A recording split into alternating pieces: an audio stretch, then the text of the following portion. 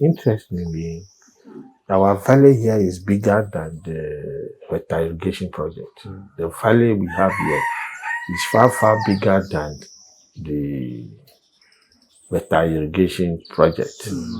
So we have the potential. I hope we will get people who will come in with technology, then we can do a lot. We can do a lot. If we get an investor, we'll give him a place he can install his mill, his machinery. Yes, we've made provision for all that. With regards to market, there is readily available market. There are women that comes around to buy the paddy. And recently, there is a company, Olam and then Oasis. Currently, they are also trying to buy the local rice. And then New Age Agri Solutions is also in the process of buying the paddy.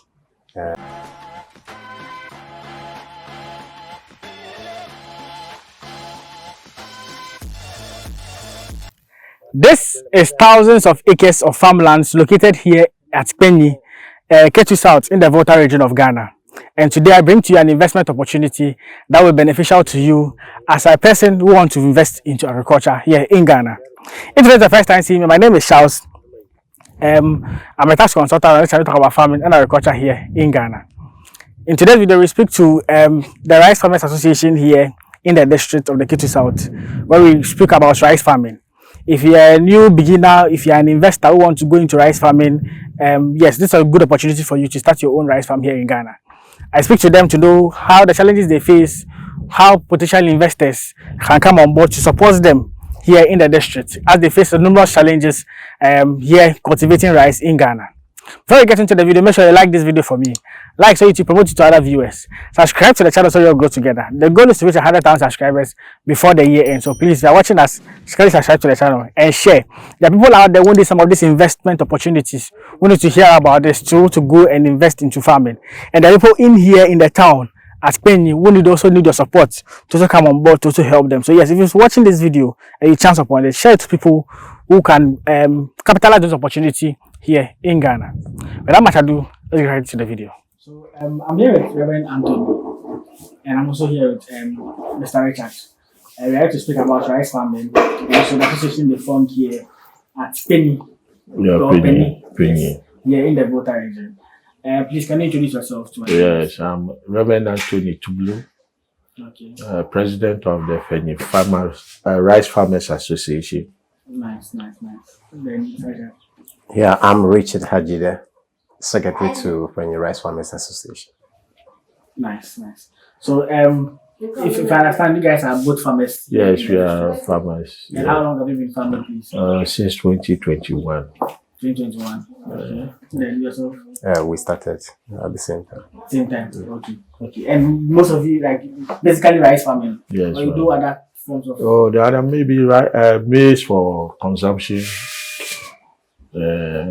For domestic consumption, but the rice is mainly what you guys what we are into. Okay, same applies to you. Yes. Okay. So if I understand, so the district is that mostly here at Penny, you guys are mostly into rice farming, or like what's like the town known for growing basically when it comes to until 2018 thereabout, we basically were doing rice. And maize and cassava and other food crops. But since 2018, we started the rice. But why the switch though? Why the switch from the maize and the cassava to the rice? Well, we realized that we have a valley which we discovered that could be used for rice growing. Okay. Until then, we didn't know. Until somebody from the other side came to start the rice farming, and so we all joined in. Yeah. Yes. Okay. And how has it been? Like, you can switching from that into the rice farming. How has it been like profitable? Is it? Oh, it has been profitable. especially last year, the rainfall was good. It's been profitable, and it's more profitable than the isn't cassava. Eh, Yes. okay. Mr. Richard, let me speak to you a bit. Okay. So I know you're a teacher, Yes, please. and you, according to our conversation, you said you moved here. Yes, I moved here somewhere 2007. And I've That's been, long ago. yes, very long. Okay. But from where? Where did you move from? From Abo? Abo. Yeah, Abo. Akachi Abo. Yes. Yes. I've been there before, because I know there. Yeah. I'm from Abo. And when I came here, I only had been doing maize just to feed myself and my household. Okay. But like the president rightly said, somewhere 2018, some brothers from Depo, Where? Depo, yeah, close to Veta, they came to see the valley he's talking about, which is a very big valley, about let's say 9,000 hectares. Wow. So we are talking about 20 something thousand acres. And they started the process in that 2018. So we also came in somewhere 2020, 2021. Okay. That was where we saw the need to form an association. And today he is the president and I am the secretary of the association. So when did the association begin, if I may ask? Actually, 2021 we started, but things could not materialize. So somewhere 2022, that was when the association fully started. Yeah. Okay. Okay. And if I may ask, what brought about the association? Why did you guys decide to have an association of rice farmers here in the district? Good. We realized that individually, somebody could decide to go for a facility, and it may not be enough for him to use. Okay. So we realized that when we form an association, we could go to a company for them to give us facilities or inputs like fertilizer and even seed. And of course, improved and a viable seed for us to use.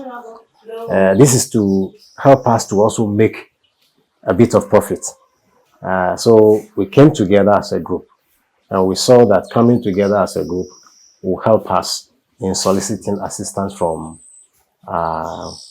maybe companies.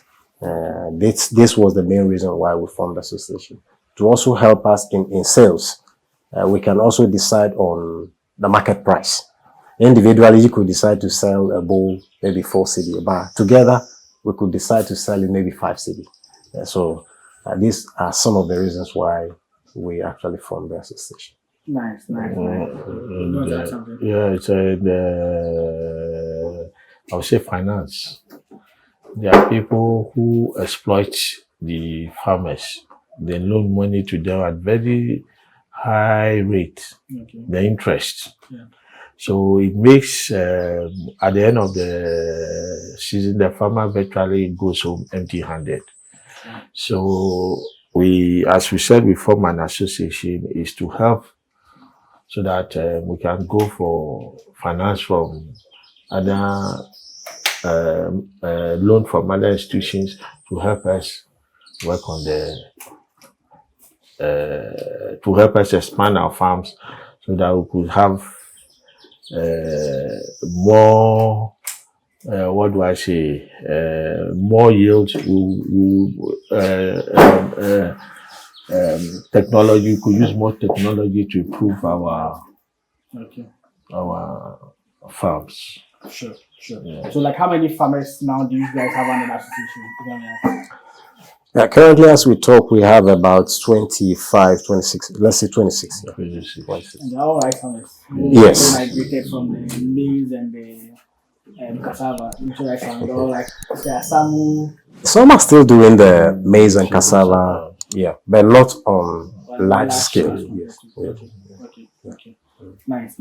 So now with the association, if I want to understand, what are some of like the main challenges that you guys face as, let's say, rice farmers in these localities, like in Penny in particular? Yeah. Okay. Our challenges are numerous, but we'll touch on some. We depend on rain. It is rain fed. Yeah. So normally we expect to farm at least 2 times within the year. As for the major season, there is assurance that when you start, when you seed at the right time, you would harvest. But as for the minor, it's an issue of luck. If luck eludes you, you could have even 100 acres. It will just get spoiled because of maybe just one rain that you will need. So problem number one is we want a dam to be constructed for us. And then we need a canal. And the entire valley, we want it leveled. If it is leveled, it will also bring about the water movement will also be, normal. Then, Quick question. So the valley where you guys have, is it that's where all the rice farmers are centered at, or how? no, right now, out of the 9,000 hectares that I spoke about, Yeah. we are not even cultivating. What we are cultivating is not even up to 500 acres. It's not even 1,000. Not even up to 500. It's not even up to. So we are just segmented. Somebody also doing his farm here, another person the other place. But we would love the entire stretch to be leveled, and then canals created, and with the dam, it will help us to be at ease when we want to do our farming. So that is one. Then we also have a problem with a drying floor. When we harvest, especially like the major season like this, if you harvest around July, the rains are still in. So if you don't dry it very fast, the rains could also spoil the rice. When you meal it, you see that the face, it wouldn't be that nice. So we would love a drying floor. But if like a cemented place, yes, generally, that yes, you guys can go and yes. dry the rice at. But if we are able to get somebody who will be kind enough to get us a modern drying machine with a silo that will mill the rice at once from the harvesting to the drying floor, let's say to the drying machine, it will help us a lot. Okay. It will help us a lot. And interestingly, our valley here is bigger than the water irrigation project. The valley we have here is far, far bigger than the water irrigation project. So we have the potential. I hope we could get people who come in with technology. I think we can do a lot. We can do a lot because beyond the valley stretches more than 25 kilometers. Okay. And it's the technology and the inputs and the finance. That is our main challenge. But if we could get people coming to partner with us, why not? Sure. Yes, and so they could come in, supply us the inputs, machinery, harvester. That's another problem that we have. At times, the rice is ready, we are not able to get a harvester to harvest. Okay. So,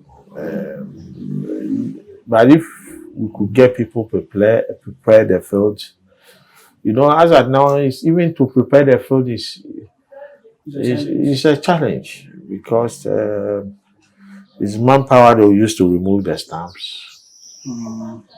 But speaking of this challenge, what came to mind is I know hello with the government when it comes to the various districts, they have like an agric centers in these areas which have like the machineries that sometimes the farmers can go there and go and maybe take or rent the equipment to use on their farms.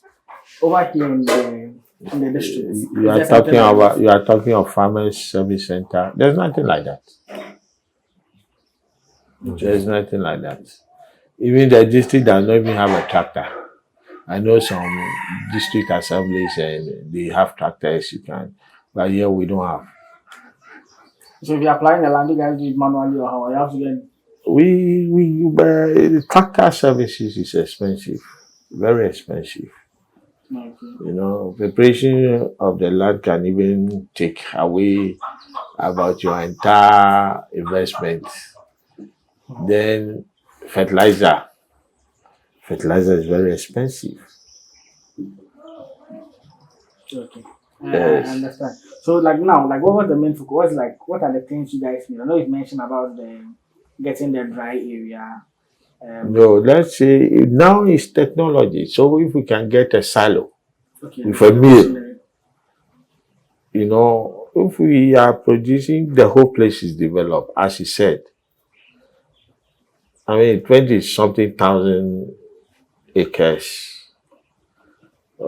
Yes, our 9,000 acres. I mean, we could, yes, we have the equipment. We could produce a lot. We produce a lot. And how is the market for rice like?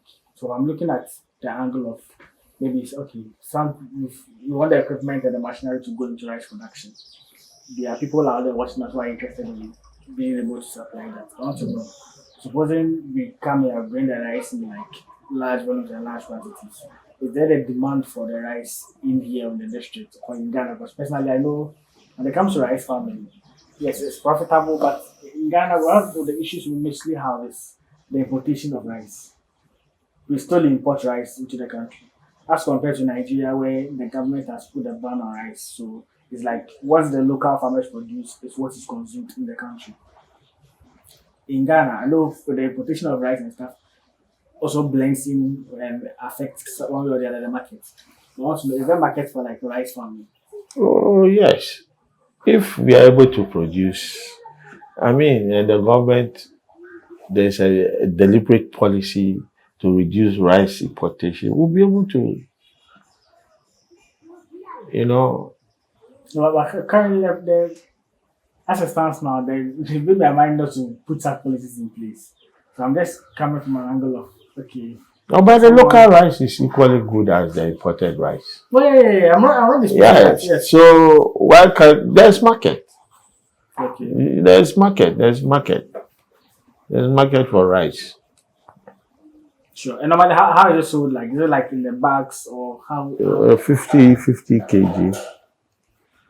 50 kg. That's how we mill it. And you see, we don't even have a mill here. You have to travel all the way to Volta To go and mill it. to go and mill it. But if we get an investor, we'll give him a place he can install his mill. He can his machinery. Yes, we've made provision for all that. Okay. I want to ask something. Yes, with regards to market, there is readily available market.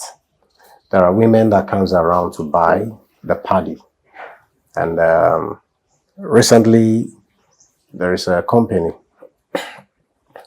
Olam and then Oasis, Imaginero, Simavi, and all those people.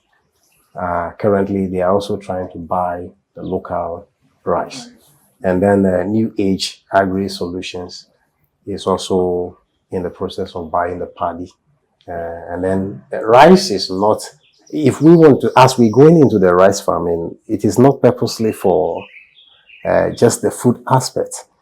We also are trying to now go into the seed production side, so that when we produce seed, people come to buy from us to also go and produce. So that is the angle at which we are going to look at it from. Okay. Yeah. So you made mention of something that there is no agri service center in here on the district, and like that's terrible because I know for most of the districts there's like an agri unit one way or the other where There are some, because I remember I visited a rice farm in the western region in Boho. Okay. Yes. So in the course of my interview with the rice farmer, we had one of the agri extension officers who came around. Okay. And it's like they are actively extension officers who go there to assist farmers, to give them some of the knowledge they need to improve upon what they are doing. And even rightly made mention. So over there, they are mainly into cocoa and rice.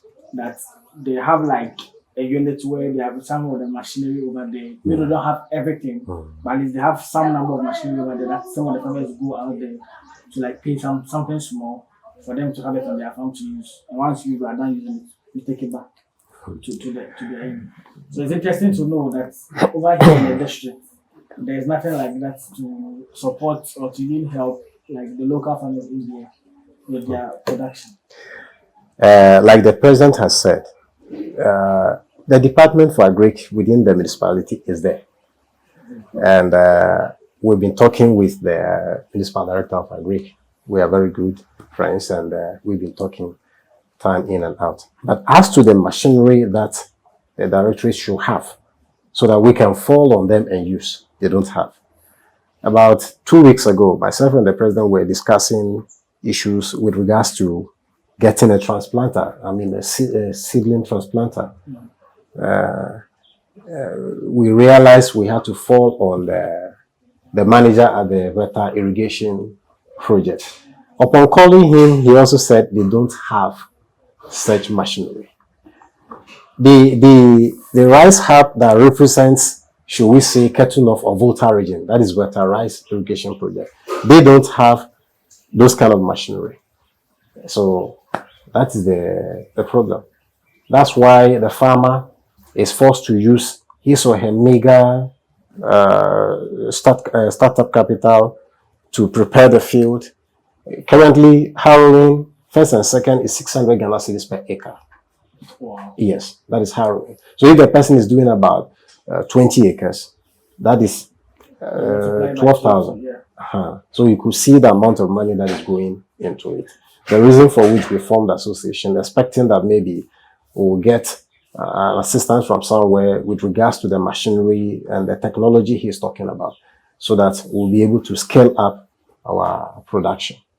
Yeah. But honestly, I don't know, because one of my issues when it comes to governance in this country, every government that will come, they say, well, agriculture is the backbone of the economy. We are investing into agriculture. This current government came out like one district, one dam. As you made mention, one of the challenges has to do with dam. Yeah. Supposing at least the policy was done right and the dam was constructed, this problem would have been cancelled out. Yes. But it's like on paper, there is a policy there. Sugarneering. But in reality, it's not happening. It is not. Because like they can sit down and plan the structure, plan the policy, put everything down, but the implementation becomes a challenge. Yes. If we had a dam here, and irrigate almost 20-something thousand acres of land. The reason for which we are now calling on individuals to come in, because we realize that our politicians will give us a promise and they are not able to fulfill it. Not that we trying to disgrace them or whatever, but we are not trying to call on individuals that may have the capital and maybe the know-how and the technology to come to our aid so that these problems could be solved. Believe you me, if these 20,000 acres that we are talking about is leveled, the youth in town will also get some job doing. If they are not doing spraying, they could be helping in scaring beds. If they are not scaring beds, during harvesting time, they could load a car and get something from there. The reason for which we are trying to put this thing across to the entire world to come to our aid and see how they can help us. We're just trying to do away with the politicians, that we will be dealing with them, but we will not put our entire hope on them. I understand the angle I'm coming from. Me, my problem, let's tackle the issue with the politicians. Yeah. And it's about time, because I know we are tired with we come and give promise on paper it is good. There is policy they brought, planting for food and jobs. It's perfect. But you visit farms, you visit localities, visit areas, you realize the problems are still there. You can't say you trying to solve all the problems. Like on paper, the policy is good, but in reality, it's just, I don't know. The reality here is when we try to do things involving politics, that is where the problem comes in. When we do it devoid of politics, Mr. A is a producer of maybe maize, and I know I have a policy on maize, but maybe he's in CPP. By virtue of that, I'm trying to sideline him, not trying to bring the person on board. If I bring him on board, then I bring the person that is within my party on board. You realize that the project will be moving upwards and upwards. But this one, they give to few privileged people, few privileged people who don't even have the know-how, the technicalities involved to do the thing. You see, people were born into this rice farming. Their fathers were doing it, and they were born into it. So if it comes to what to do for the rice to survive, for them to make a bit of profit, they know that.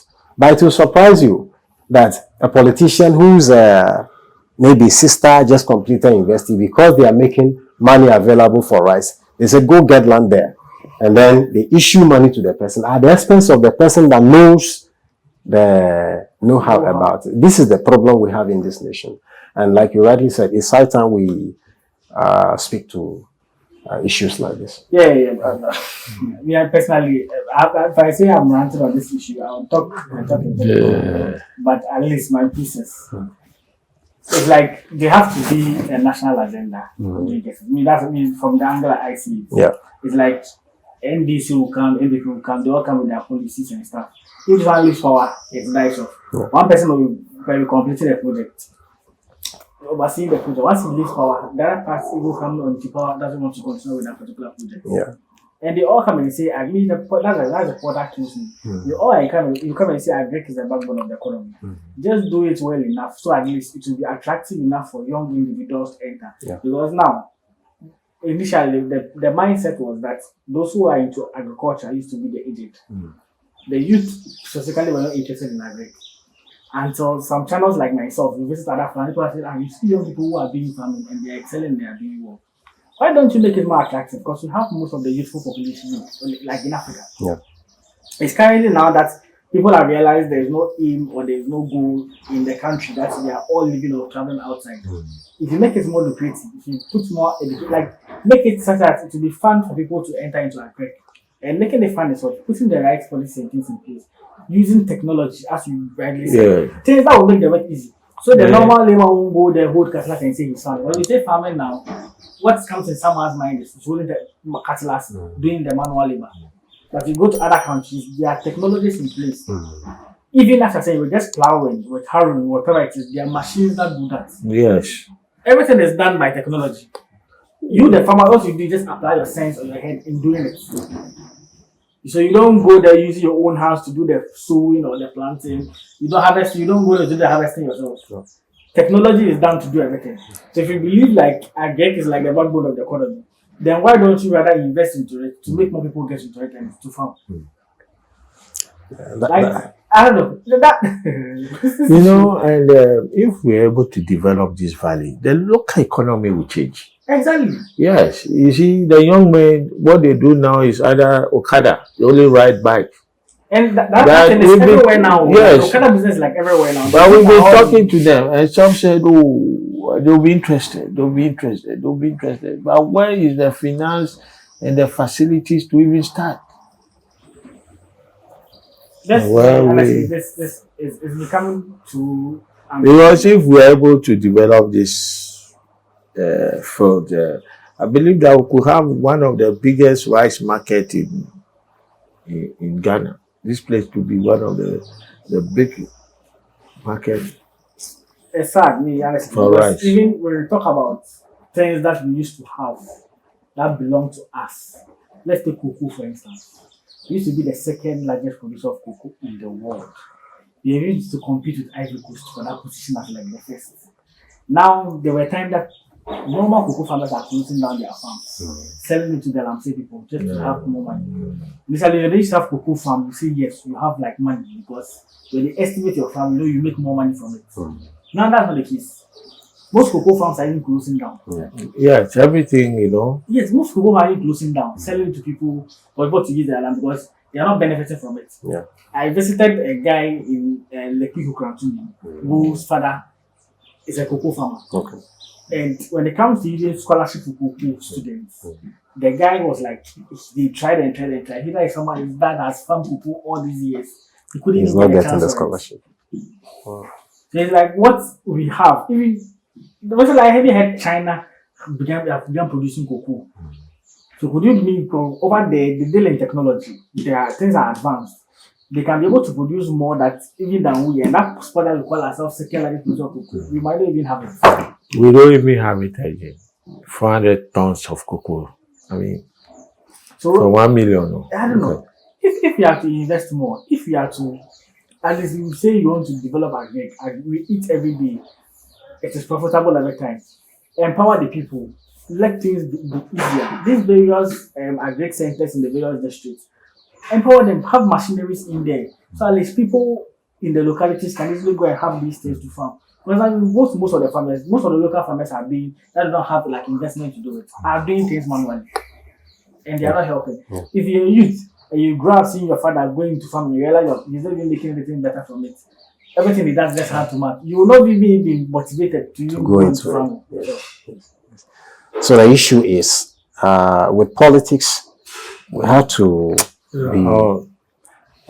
We need to do away with party A did that. So if I come and I finish up with a project, the credit will go to him. We are not being patriotic. And like you rightly said, if the government wants to appoint, we need to make sure the person we are putting there has what it takes to steer the affairs over there.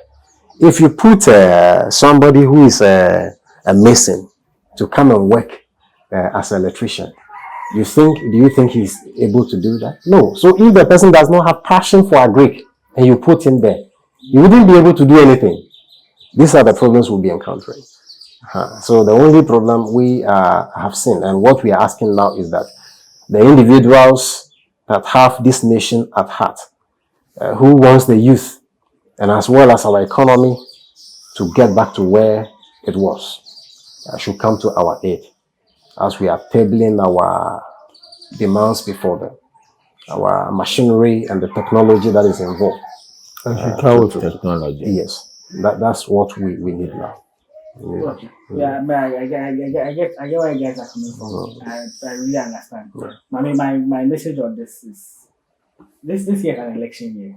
Honestly, we've seen functions where people come and do politics, people come and do policies, they don't bring it. Because what I tell people is because some of these things, if the major investment has to come from the government, individuals or people who are interested in investing, there has to be a base that they can come and build upon. If the base is not there, they can't do it from the scratch. That's my point.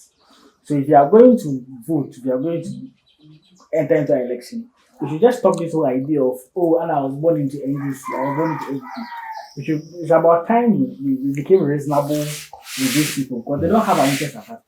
They come and they think of themselves. So if you know you are going to an election, you are going to vote for someone, let's make sure that what the person is trustworthy enough to be able to handle the affairs of the country. People vote in this country based on political lines. As in, maybe I come from the country, which I vote for NPP. I come from Volta, I vote for NDC. Like those things, our time we change those things because you vote for them, they come and don't do anything basically for you. So it's about time we take these people a lesson basically. Let them know that they can't be taken us for granted because like now things are not working. Nothing at all. Nothing is working now. From education to health, every sector, nothing is working at all. They come to enrich themselves and they leave. So yes, if you are watching me, you are listening to this interview, it's about time we reason and go beyond these political lines and be reasonable with these people. Let them know that they can't be taken us for granted. That you can come and say, this people there, I know definitely will vote for me. So you come and you don't do much for the people. And to the individuals watching us, as you are saying, you need people to come and invest and support. Specifically when it comes to rice farming, it's very profitable. There are people out there who want to venture into the business, venture into the rice farming. You guys can come on board, come and see them. at least you can be someone who will bring and invest in the technology and things that they will be doing. And in the end, at least when they are making the sales or making whatever it is, you guys can see how best you can profit from it. As you said, you need someone who's an outgrower who would come and at least you guys support when you guys do everything. The person will buy. Who an outgoer scheme. Exactly. So Yes. there are a lot of There are opportunities big that can be done. companies that buy the rice. They support us. We produce the rice. They come and buy. Exactly. So yes, if you are interested in farming, interested in pursuing agriculture, and like you would want to come on board to come and assist, whether providing the technologies for them to at least make the farming easier, whether at least coming to invest to make sure that once they produce, you can be able to sell the rice out there. Because now, like on the local market, local rice is being sold. People have been such a way that they brand it nicely. Yes. Packaging is just normal kg, that the normal rice, that means like the imported ones. And they sell in the market and people buy. And from the rice farm I visited last time, very nice rice. I think it was growing the agra variety also. Yeah, we have so many. Yes, it tasted very nice. Those are rice.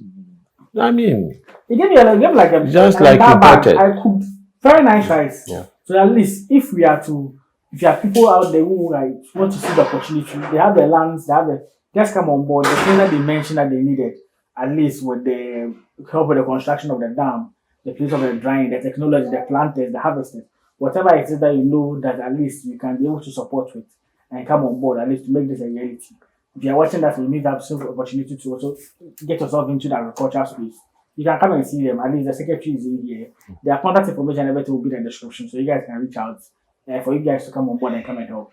But at least the government watching this, like we are here at the Penny district. Ketunov. Penny Traditional Council. Ketunov. Sure. If Traditional area. Yes, they need a lot of support here in the district, because if you have an agric place in here and there's not equipped with technology, they are not even equipped with enough extension officers to even help the youth or help those who are farming in the district. They mean there's no way. We believe that agric is the backbone of the economy. So at least if you are watching us, please do something about it. You can come to the area, because for investors to come on board, there has to be a base that they can come to build upon. The government cannot do everything, but at least with the base of helping the farmers, empowering them. I believe that we can even have like a scheme, like the way at a point cocoa began and cocoa became a thing that the government will supply them with inputs to do their farm. When they do everything, they buy it from them and sell. This some of the associations can be done for like rice and all. You know, we can ban the importation of rice, control whatever we have in here, and help develop the economy. Because we had the cocoa scheme that came with scholarship and all of that. Why don't you extend this kind of opportunities to the other fields in agriculture and conserve what you have? Ban the importation of rice. And then we can export. Exactly. We can export. Because the locally reproduced rice are very nice rice in here. That if you eat, you know that yes, there's a difference. It's of good quality. And it's healthy than the ones that we import. So yes, if you are watching me, please share this video to any person. You can tag anyone that you know that is interested, that at least can be of good help to make this thing a reality. And yes, if you're a benevolent or an investor interested in the agricultural space who want to come on board as well, you can also reach out to them and as you know how best your contribution can come on board and how you can also help the district in here. So yes, I will end the first part of the video here, but I think I'll take their last words for maybe anything you want those watching us, whether it be in the government, whether it be the people watching us to know, and also your final words basically. You can just basically we welcome everybody who would like to join us so that we could make a rice growing Ghana a reality, that we can even start exporting in the next few years. Sure. Yes, yeah. The season, I should say, has just started, because the few that are cultivating the rice here, they have started preparing their lands. So we wish the government to come to our support, and then the individuals that have the means and the technology, we would love them to come to our aid so that we can produce on a large scale. I believe that with these 20,000 plus acres we are talking about. If we produce that, that is pertaining to Penny alone. And I know of other places that we can help them in the production. If we do this thing 2-3 years, I believe the importation could be a thing of the past. So we want them to come to our aid, give us the necessary technology that we need, even though we know some, but we might not know all. And that is what we want to put across.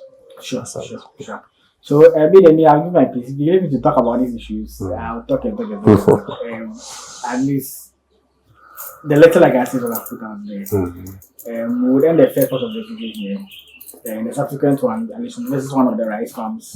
We're looking at rice farming generally.